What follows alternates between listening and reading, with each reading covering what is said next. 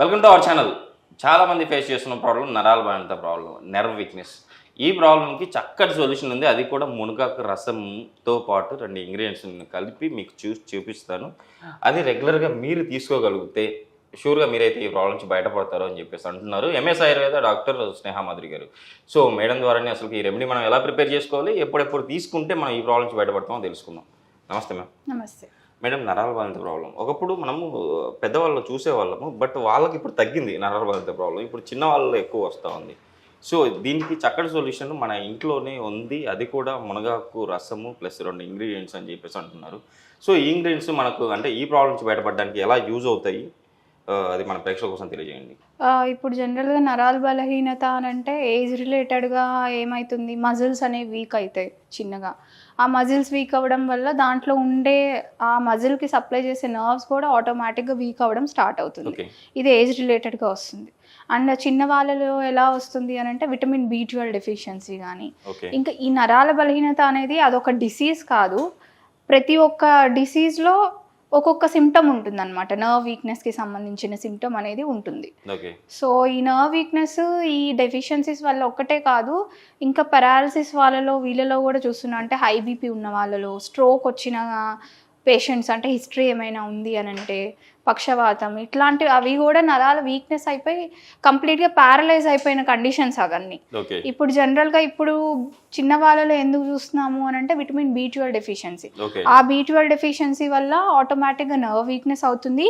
దాంతోపాటు RBCs అంటే ఎర్ర రక్త కణాలు సరిగా ప్రొడ్యూస్ అవ్వవు అనమాట. దానివల్ల ఎనీమియా వచ్చేస్తుంది. ఆ ఎనీమియా వచ్చేసిందంటే చిన్న పని చేసినా కూడా ఈజీగా వాళ్ళు అలసిపోవడము, అంటే హెడేక్స్ ఉండడము, ఎక్కువ పని చేయలేకపోవడము, ఏమన్నా చిన్న కొంచెం మెట్లెక్కినా కూడా ఆయాసంగా, ఎక్కువ బ్రెత్లెస్నెస్, అంటే షార్ట్నెస్ ఆఫ్ బ్రెత్, ఇట్లాంటివన్నీ మనం చూస్తాం. అట్లాంటివన్నీ కూడా వీక్నెస్ ఉన్నాయి అనే మనం చెప్పాలన్నమాట. సో ఇట్లా ఒక్కొక్క దాంట్లో హైపోథైరాయిడిజం అండ్ డయాబెటీస్లో కాళ్ళు న్యూరోపతి ఉంటుంది. ఇంకా హైపోథైరాయిడిజంలో కూడా మొద్దు బారిపోవడము, ఇట్లాంటి కండిషన్స్. సో ఒక్కొక్క డిసీజ్లో ఒక్కొక్క నర్వ్ వీక్నెస్ సిమ్టమ్ అనేది మనకు కనిపిస్తూ ఉంటుంది. సో దాంతోపాటు మనము ఇంకోటి ఏం రూల్ అవుట్ చేసుకోవాలి, ఏమైనా హిస్టరీ ఆఫ్ స్ట్రోక్ ఉందా, ఏమైనా బ్రెయిన్ స్ట్రోక్ ఏమైనా జరిగిందా, ఒకవైపు నుంచి లాగేయడం కానీ, లేదంటే ఒకవైపు ఫేస్లో ఏమన్నా డీవియేషన్ ఏమన్నా జరిగిందా, లేదంటే కాలు సరిగా నడవలేకపోవడము, లింబ్ డిఫార్మిటీస్ ఏమన్నా ఉండడం, ఇట్లాంటివన్నీ మనం రూల్ అవుట్ చేసుకోవాలి. అండ్ ఎక్కువ ఏమన్నా చెయ్య నుంచి లాగడం కానీ, లేదంటే కాలు నుంచి ఒకవైపు నుంచి లాగడము, అంటే ఏమైనా నర్వ్ కంప్రెషన్ అవుతుందా, కంప్రెషన్ వల్ల కూడా మనకి వీక్నెస్ అనేది స్టార్టింగ్ స్టేజ్లో ఉంటుంది. తర్వాత నమ్నెస్, అంటే ముద్దు బారిపోవడం, ఇట్లాంటివన్నీ చూస్తాం. సో ఇప్పుడు మనం ఏం తీసుకుంటున్నాము, అశ్వగంధ ఒక 2 టేబుల్ స్పూన్స్, బలాచూర్ణం ఒక 2 టేబుల్ స్పూన్స్, మునగాకు రసం. సో ఇది మునగాకు రసం జనరల్గా అందరూ పప్పులు అట్లా కూడా వేసుకోవచ్చు, బట్ ఇట్లా తీసుకుంటే ఏంటి, ఎక్కువ ఎఫెక్టివ్నెస్ అనేది ఉంటుంది. మా ఆయుర్వేదంలో స్వరస అంటారు. స్వరసలో ఏంటి అని అంటే ఎక్కువ అమౌంట్ ఆఫ్ ఎక్స్ట్రాక్ట్ అనేది మన బాడీకి ఉంటుందన్నమాట. అంటే ఇప్పుడు మనం వంట వండినప్పుడు ఏమైతే దాంట్లో ఉండే ప్రోటీన్స్ కొంతవరకు ఎట్లయినా చచ్చిపోతాయి. సో అట్లా కాకుండా మనం డైరెక్ట్గా ఇలా తీసుకోవడం కొంచెం కష్టమైన, ఇది కొంచెం గట్టిగా తీసుకుంటే మంచిగా రిజల్ట్ అనేది ఉంటుంది. So normal hot water boil చేసుకొని దాంట్లో ఇవి మిక్స్ చేసుకుంటే సరిపోతుంది. ఓకే అండి, అంటే ఒక గ్లాస్ మనం వాటర్ వేసుకొని వెయిట్ చేసుకోవాలంటారు. మిగతా బలాచూర్ణ ఇవి ఎలా యూజ్ అవుతుంది? ఇప్పుడు ఈ అశ్వగంధ అనేది నర్వ్ టానిక్. అసలు అన్నిట్లో నర్వ్ టానిక్ అనే కాదు, ప్రతి ఒక్క దాంట్లో ఇన్సామ్నియాకి సంబంధించి, మజిల్ వీక్నెస్కి సంబంధించి బలం, అంటే అశ్వగంధ అంటే ఒక రసాయన అనమాట, రీజువనేషన్ టానిక్ అనమాట అది. సో నర్వ్స్ డ్యామేజ్ అవ్వకుండా యూజ్ అవుతుంది, డ్యామేజ్ అయిన నర్వ్స్ని రిపేర్ చేస్తుంది. అండ్ చిన్న సెల్స్ ఏమైతే ఉన్నాయో అవి త్వరగా మంచిగా పెద్ద సెల్స్ లాగా కన్వర్ట్ అవ్వడానికి. దాంతోపాటు ఇప్పుడు ఈ మునగాకు రసం ఏంటి అని అంటే, ఒక నర్వ్ నుంచి ఇంకో నర్వ్కి సిగ్నల్ అనేది వెళ్తుంది. అలా సిగ్నల్ వెళ్తేనే మన బ్రెయిన్ నుంచి ఆర్గాన్స్ నుంచి బ్రెయిన్కి అనేది సిగ్నల్స్ ట్రాన్స్మిట్ అవుతూ ఉంటాయి. అప్పుడే మనం ఏదైనా పని చేయగలం. మన బ్రెయిన్ సిగ్నల్ ఇస్తేనే మనం ఏదైనా పని చేయగలం. సో అట్లాంటి కండిషన్స్లో కూడా మనము నర్వ్ సినాప్టిక్ క్లెఫ్ట్ అంటారనమాట. సో ఈ మధ్యలో ఉండే ఎలక్ట్రిక్ సిగ్నల్స్ అనేవి మంచిగా పనిచేయడానికి ఈ మునగాకు రసం అనేది బాగా యూజ్ అవుతుంది. అంటే ఇప్పుడు నరాల బలహీనత ప్రాబ్లం ఉన్న వాళ్ళకు మైలిన్ షీత్ వచ్చేసి యాక్చువల్ నరం పైన ఉంటుంది కదా మైలిన్ షీత్, అది డ్యామేజ్ అవుతుంది అంటే విటమిన్ B12 లోపం అని చెప్పేసి అంటారు. సో ఇది అంటే ఇలా తీసుకోవడం వల్ల మైలిన్ షీత్ కూడా మనకి బాగవుతుంది అంటారా? అవును.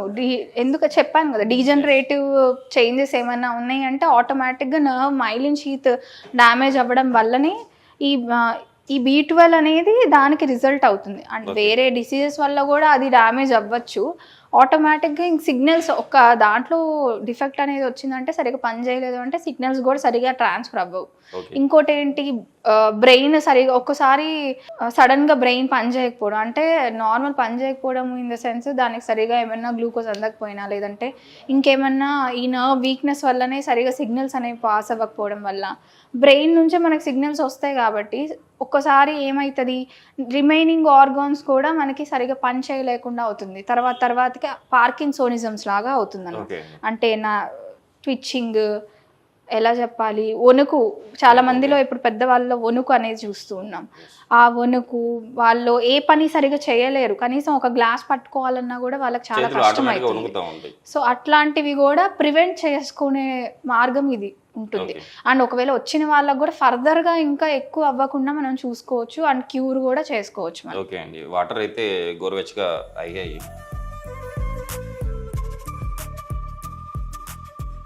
ఇంత వాటర్లో తీసుకుంటే ఓకే, లేదు తీసుకోలేదు అని అంటే ఒక హాఫ్ గ్లాస్ వాటర్లో అయినా తీసుకో. ఇప్పుడు మనం యాక్చువల్లీ ఏంటంటే మనం టీ కాకుండా కాఫీ పెట్టుకునేటప్పుడు మనము యాక్చువల్ ఏం చేస్తాము, పాలను కాగబెట్టుకొని అందులో కాఫీ పొడి కలుపుకొని తాగుతాం. అలాగా ఇప్పుడు మునగాకు మనం వాటర్ని అయితే బాయిల్ చేసుకుని పెట్టుకున్నాం, మిగతా మునగాకు రసం ఇవన్నీ పెట్టుకున్నాం కాబట్టి ఇప్పుడు మునగాకు కాఫీ అని చెప్పేసి అనొచ్చు.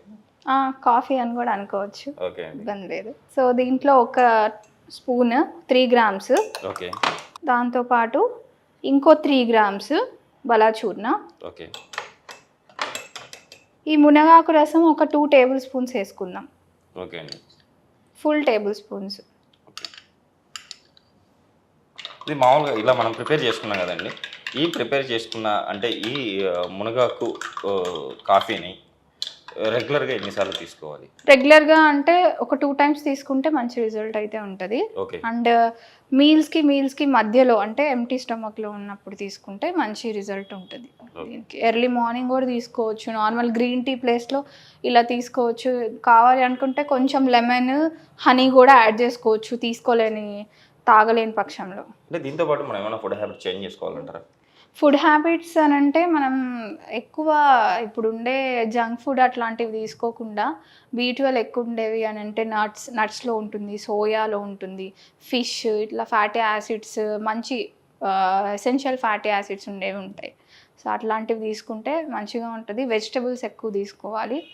అండ్ ఎనీమియా రాకుండా ఉండడం కోసము ఏమైనా ఎనీమిక్గా ఉంది అని అంటే ఐరన్ రిచ్ ఫుడ్ ఉండే తీసుకోవాలి. దాంతోపాటు విటమిన్ B12ని కూడా కాంపెన్సేట్ చేసుకునేలాగా అలా తీసుకోవాలి.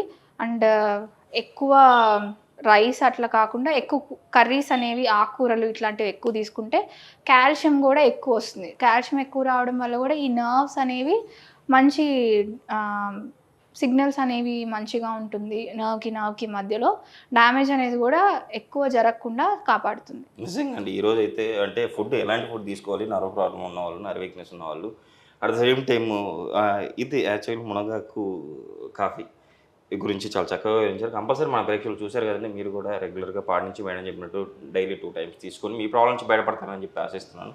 మేడం ఈరోజు మన ప్రేక్షకుల కోసం చాలా చక్కటి రెమెడీని అయితే తెలియజేశారు. సో ఇంత మంచి రెమెడీ చెప్పినందుకు మా సుమన్ టీవీ ప్రేక్షకుల తరపు నుంచి, at the same time Suman TV నుంచి థ్యాంక్ యూ అండి. Thank you.